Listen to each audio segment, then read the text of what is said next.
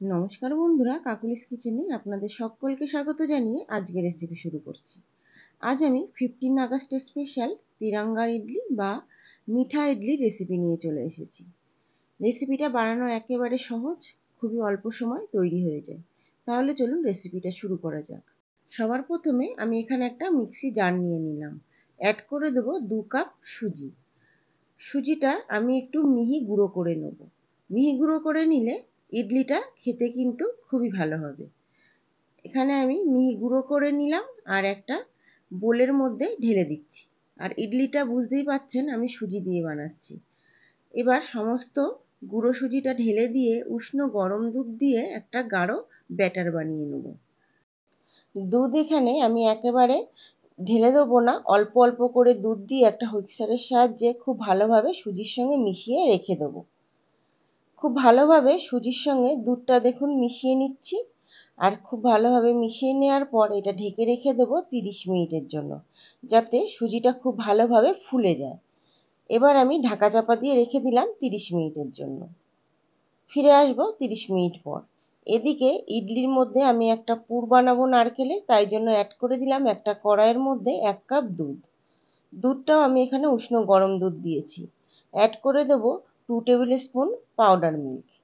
Powder মিল্কটা দিয়ে খুব ভালোভাবে লিকুইড দুধের সঙ্গে মিশিয়ে নিতে হবে। খুব ভালোভাবে যখন মিশে যাবে সেই পর্যায়ে অ্যাড করে দেবো আমি এখানে 2 টেবিল স্পুন খোয়া ক্ষীর। খোয়া ক্ষীরটা একটু গ্রেট করে নিয়েছি। এবার দুধের সঙ্গে খুব ভালোভাবে প্যাচেলার সাহায্যে মিশিয়ে দেবো। খুব ভালোভাবে দেখুন খোয়া ক্ষীর আর গুঁড়ো দুধটা মিশে গেছে। এই পর্যায়ে অ্যাড করে দেবো পরিমাণ মতো চিনি। চিনিটা আপনারা নিজেদের টেস্ট অনুযায়ী অ্যাড করে দেবেন। এখানে আমি চিনিটা অ্যাড করে দিলাম। চিনিটা অ্যাড করে দিয়ে আবারও খুব ভালোভাবে চিনিটা মেল্ট হয়ে আসা অবধি দুধটা নাড়িয়ে চাড়িয়ে রান্না করে নিতে হবে। দেখতেই পাচ্ছেন দুধটা কত সুন্দর দেখতে হয়ে গেছে, মনে হচ্ছে একেবারে কনডেন্স মিল্ক। এবার অ্যাড করে দেবো 1 কাপ কুড়ানো নারকেল। নারকেলটা দিয়ে এবার মিডিয়াম ফ্লেমে খুব ভালোভাবে দুধের সঙ্গে জাল করে নিতে হবে। নারকেলটা জাল করে নিয়ে একদম শুকনো করে বানিয়ে নিতে হবে, যেন জল ভাবটা না থাকে।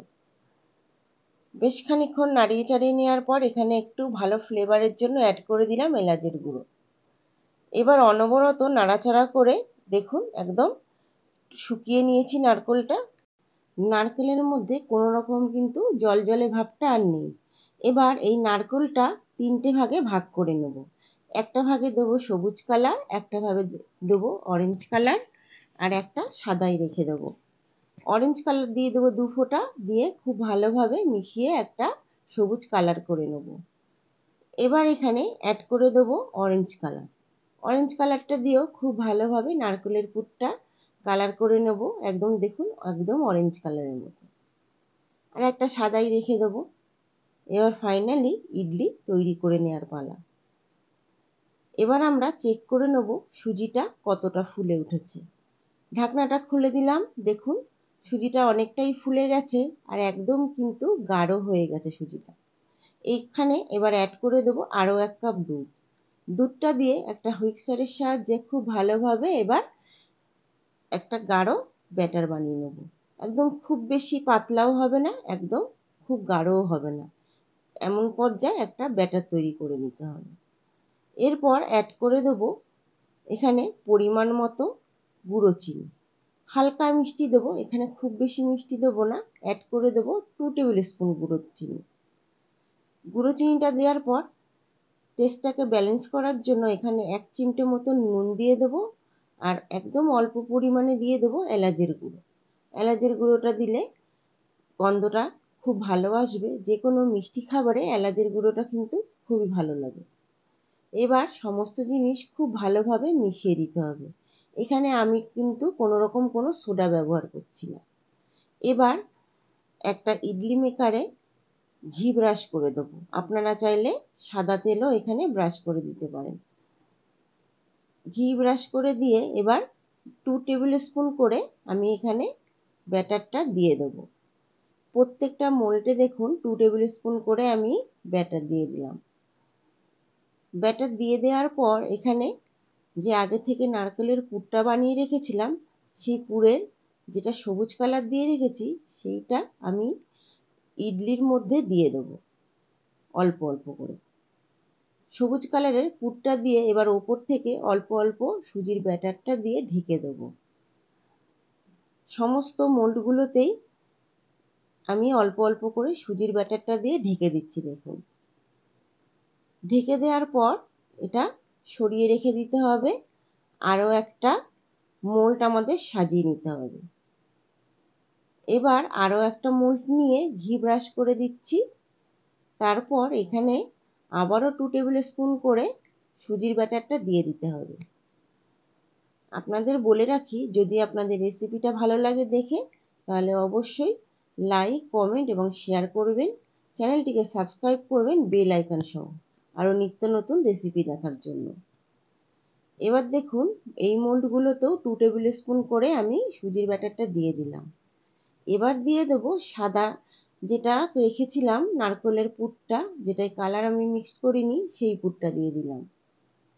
আবারও একই প্রসেসে ওপর থেকে সুজির ব্যাটার দিয়ে নারকেলের পুরটা যেটা দিয়েছিলাম সেটা ঢেকে দেবো, যাতে ওপর থেকে বোঝা নাই যায় একদম যে ভেতরে কি কালার রয়েছে।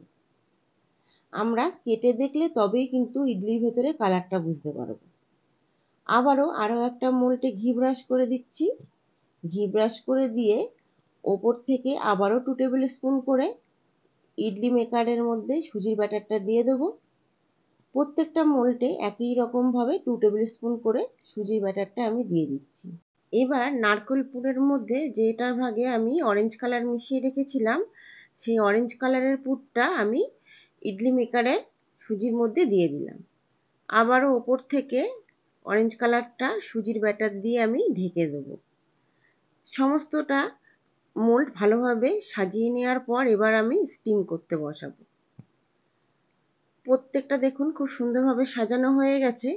এবার একটা স্টিমার বসিয়ে দেবো জল দিয়ে। জলটা গরম হয়ে আসা অবধি আমাদের ঢাকা চাপা দিয়ে অপেক্ষা করতে হবে।